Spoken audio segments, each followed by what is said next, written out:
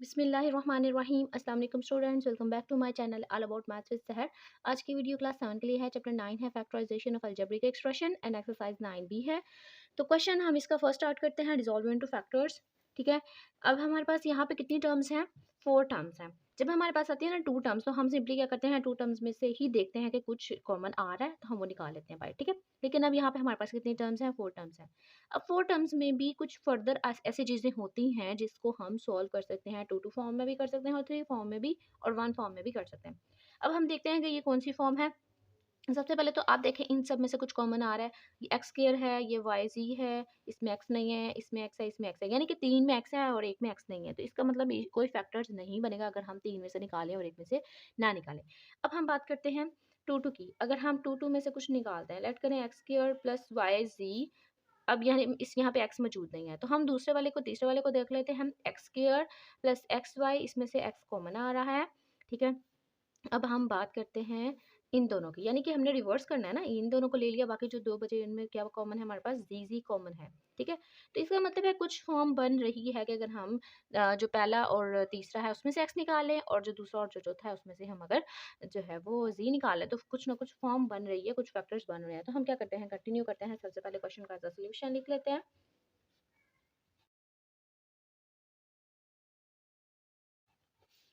अच्छा, अब मैं यहाँ पे क्या करने लगी हूँ, रीअरेंज। ठीक है, रीअरेंज अपने हिसाब से हमने करना है ना। रीअरेंज आपने सबसे पहले एक्स स्क्वायर की सबसे हाईएस्ट पावर ले लेनी है, फिर आपने ले लेना है प्लस एक्स वाई प्लस आप ये ले लें। ठीक है, क्योंकि ये हमारे पास 2x है ना, तो आप 2x की फॉर्म में जो है वो इसको लिख सकते हैं। बाकी जो बचेगा प्लस वाई जी।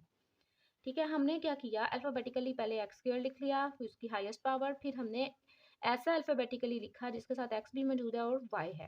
फिर हमने एक्स भी साथ ले लिया और जी भी साथ ले लिया और बाकी जो बचा वो हमने लास्ट पे लिख लिया। अब हम क्या करेंगे, 2 के पेयर्स बना लेंगे और उसमें से कॉमन निकालने की कोशिश करेंगे। तो पहले मैं क्या करती हूँ, पहले 2 को ब्रैकेट में क्लोज कर देती हूँ, प्लस दूसरे को भी ब्रैकेट में क्लोज कर देती हूँ। अब यहाँ पे माइनस का इशू नहीं है। अगर फर्ज करें यहाँ पे माइनस होता तो हमें मसला होना था ब्रैकेट में क्लोज करने में, वो हमें साथ ही माइनस निकालना पड़ना था। अब हम क्या करते हैं, इनमें क्या हमें नजर आ रहा है, 2x नजर आ रहे हैं। देखिए, x आपको नजर आ रहा है पहली टर्म में भी, दूसरी टर्म में भी नजर आ रहा है, लेकिन आपने जो x की छोटी पावर होगी ना, आपने वो बाहर निकालनी है। तो देखिए, यहाँ पे x स्क्वायर है और यहाँ पे x की पावर 1 है, तो छोटी कौन सी हुई? ऑब्वियसली x की पावर 1, तो वो मैंने बाहर निकाल ली। अब आपने जब दोनों में से कॉमन निकालना है एक एक एक्स, तो आपने बाहर एक दफ़ा ही निकालना है कॉमन। जब हम निकालते हैं, हम अगर 10 हमारे पास टर्म्स भी हों तो हम निकालते हैं एक दफ़ा ही हैं। तो मैंने क्या किया, यहाँ पे x2 है तो इसमें से एक x बाहर चला गया और एक अंदर बच गया। ठीक है, प्लस x ये वाला बाहर चला गया, अंदर बचा y।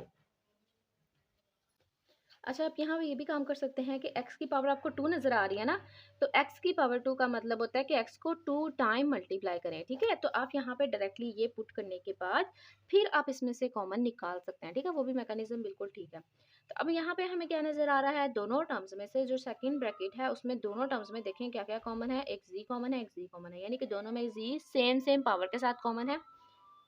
जब मैं उसको एक बाहर निकालूंगी तो एक दफ़ा बाहर निकालूंगी, अंदर बचा हमारे पास x प्लस वाई। अच्छा, अब हमने इतना काम कर लिया, दोनों ब्रैकेट में से हमने कुछ ना कुछ कॉमन निकाल लिया। ठीक है, हमने अरेंज कर लिया, अरेंज करने के बाद जो है वो उनमें से कुछ कॉमन निकाल लिया। अगर यहाँ पे अरेंज के अलावा भी आपका काम हो रहा है ना, तो आप वैसे भी कर सकते हैं। ठीक है, अब आपको एक होल की ब्रैकेट में नज़र आ रहा होगा कि हमें यहाँ पे 2 चीज़ें बिल्कुल कॉमन नज़र आ रही हैं। ठीक है, जैसे एक्स फर्स्ट टर्म में है लेकिन सेकंड टर्म में अकेला एक्स नहीं है। ठीक है, तो हमने क्या किया, हमें ये जो ब्रैकेट नजर आ रही है ना, x plus one y, x plus y, ये दोनों दोनों टर्म्स में सेम है। तो मैं क्या करूंगी, इनको कॉमन निकाल दूंगी इकट्ठा और लिखूंगी एक दफा। इन दोनों को मैंने कॉमन निकाला और एक दफा लिख दिया बाहर, अंदर बचा हमारे पास एक्स, ये बाहर चला गया, प्लस जी और ये बाहर चला गया। इसका मतलब हमारे पास दो ब्रैकेट में आ गई और ये बन गए हमारे पास फैक्टर्स। अच्छा, जो हमारे पास क्वेश्चन नंबर सेकंड है उसमें हम देख लेते हैं, हमारे पास जो है वो दोनों दोनों में कुछ कॉमन आ रहा है। पहले तो हम सब में देखते हैं कुछ भी कॉमन नहीं आ रहा। ये x है, इसमें x, इसमें 5 है, इसमें 3 है, इसमें 3 है, इसमें 5 है। ठीक है, इसमें x मौजूद है, इसमें x नहीं है। इसमें y है, इसमें x, यानी कि चारों के चारों टर्म्स हैं वो आपस में सेपरेट है। तो अब हम इन्हें क्या करेंगे, सबसे पहले तो क्वेश्चन को एज अ सोल्यूशन लिख लेते हैं। अब यहाँ पे आपने कुछ ट्रिक यूज़ करनी है जिससे आपकी जो है वो दो दो टर्म्स सेम सेम आए, जिनमें से कुछ कॉमन आ रहा हो सेम सेम। जैसे हमने इनको रीअरेंज कर दिया, रीअरेंज करने के बाद कुछ ना कुछ सेम आ रहा था ना, जो दोनों ब्रैकेट में दोनों दोनों टर्म्स में से कॉमन आ रहा था। तो अब आपने भी इसी तरीके से करना है कि दोनों दोनों टर्म्स में से कुछ ना कुछ कॉमन ज़रूर आए, ठीक है। अगर आप कॉमन वाला काम नहीं कर सकते, आप सिंपली क्या करें, आप इनको ऐड कर दें, क्योंकि इनकी ये वैल्यूज़ भी तो सेम है ना, ठीक है। तो आप इनको भी ऐसे कर सकते हैं।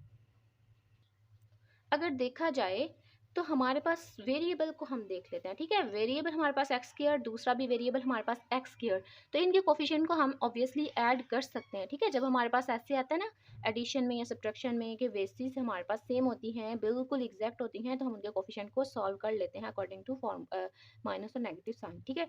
तो मैं क्या करूँगी, यहाँ पे अरेंज कर लेती हूँ जो है इनकी, इनके वेरिएबल को इकट्ठा कर देती हूँ विद कोफिशिएंट। ये मैंने कर दिया एक्स स्क्वायर के कोफिशिएंट को इकट्ठा, और यहाँ पे मैं कर देती हूँ वाई स्क्वायर के। अब आप सिंपल इनको ऐड कर दें। यहाँ पे 5 के साथ कोई साइन एग्जिस्ट कर रहा है तो प्लस का साइन एग्जिस्ट करता है, प्लस प्लस प्लस 5 में 3 ऐड किया तो 8 आ गया, और x square as it is आएगा। अब ये बात आपने याद रखनी है कि ये जो हम इनके साइन चेंज करते हैं ना, यानी कि 2 में 2 ऐड किया तो 4, वो हम सिर्फ और सिर्फ मल्टीप्लिकेशन में करते हैं, ये सिंपल हमारा एडिशन ऑर्डर, ठीक है। तो यहाँ पे हमने इसको सिंपल लिख दिया। इसी तरीके से प्लस प्लस प्लस 3 में 5 ऐड किया 8 and y square as it is, ठीक है।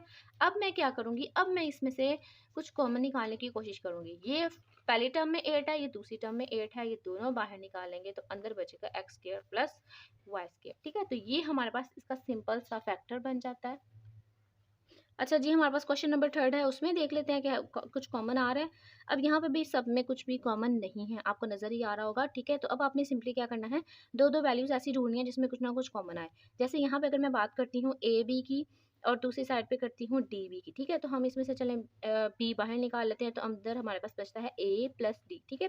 अब बात करते हैं दूसरी दो टर्म्स की। इनमें से अगर मैं निकालती हूँ सी, क्योंकि सी ही कॉमन आता है, और साथ ही साइन बाहर निकालती हूँ तो डी प्लस सी, यानी कि ये जो है वो हमारे पास डी प्लस ए, तो ये भी हमारे पास क्या आ रहा है, इक्वल आ रहा है। यानी कि आप इस तरीके से भी कर सकते हैं, और एक ये मेथड है कि आप सिंपली इनको क्या करें, अरेंज करें। जैसे इसको अरेंज किया था, आप इसको भी अरेंज कर दें अकॉर्डिंग टू अल्फ़ाबेट, तो उस तरीके से भी आपका आंसर आ सकता है, ठीक है। तो यहाँ पे हम क्या करेंगे, रीअरेंज करेंगे। तो रीअरेंज करने के लिए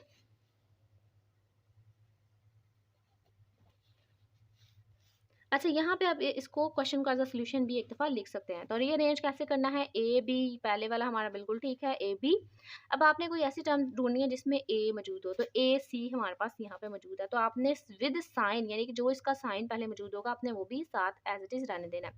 अब बात करते हैं ए सी हो गया हमारे पास, ए बी भी हो गया, अब डी बी, यानी कि सी डी और डी बी। तो इसके अकॉर्डिंग डी डी तो सेम है, तो बी हमारे पास पहले आता है, तो मैं क्या करूँगी, प्लस डी बी को पहले लिख लूँगी, और जो माइनस सी डी है उसको बाद में लिखूँगी, ठीक है। आपने अरेंज इस तरीके से करना है कि आपकी जो है वो अल्फ़ाबेटिकली बिल्कुल सेम आए। और अगर आप इस तरीके से नहीं करना चाहते, आप सिंपली क्या करो, आप दो दो वो वाली टर्म्स उठा लो जिनमें से आपने कुछ कॉमन निकालना है। अच्छा जी, अब हमने क्या करना है, पहले टू टर्म्स लेनी है और उनमें से कुछ कॉमन निकालने की कोशिश करनी है, और फिर दूसरी टू टर्म्स उनको भी आप ब्रैकेट में क्लोज कर सकते हैं। अच्छा, इस फर्स्ट ब्रैकेट में से आपको क्या नज़र आ रहा है, ए, अंदर बचा बी माइनस सी प्लस, अब इनमें से आपको क्या नज़र आ रहा है, डी। दोनों बिल्कुल सेम हैं, कोई भी इनकी पावर का कोई इश्यू नहीं है, इसलिए आपने इनको एज इट इज निकाल लेना है। अंदर बचा बी माइनस सी। अब आपको इस सारे में से कुछ कॉमन नज़र आ रहा होगा होल में, जो कि बी माइनस सी है। ये फर्स्ट टर्म, ये सेकंड टर्म, इसमें से पहला गया और इसमें से दूसरा गया, लेकिन लिखेंगे हम इसको एक दफ़ा ही। अंदर बचा हमारे पास ए प्लस डी, ठीक है। आप यहाँ पे एक स्टेप भी इंक्रीज कर सकते हैं, वो बड़ी ब्रैकेट वाला, स्क्वायर ब्रैकेट वाला आपको करने के बाद इसको सिंपल जो है वो राउंडेड ब्रैकेट में भी कन्वर्ट कर सकते हैं।